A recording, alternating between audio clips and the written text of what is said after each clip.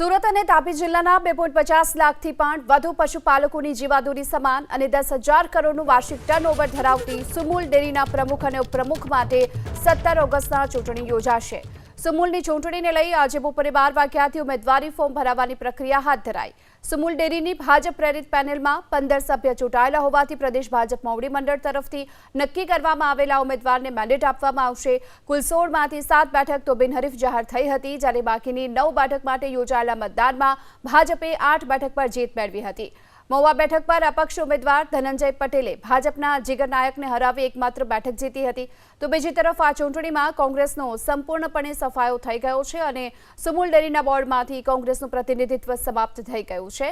15 ડિરેક્ટરનું સ્પષ્ટ સમર્થન ધરાવતી ભાજપ પેનલમાંથી બંને હોદ્દા પર કોની પસંદગી થશે તેના પર દક્ષિણ ગુજરાતના સહકારી અને રાજકીય વર્તુળોની નજર છે। પ્રમુખ પદની દાવેદારી માટે સિનિયર અને જૂના નેતાઓએ મોવડી મંડળ સમક્ષ પોતાનું લોબિંગ અને રજૂઆતો શરૂ કરી દીધી છે।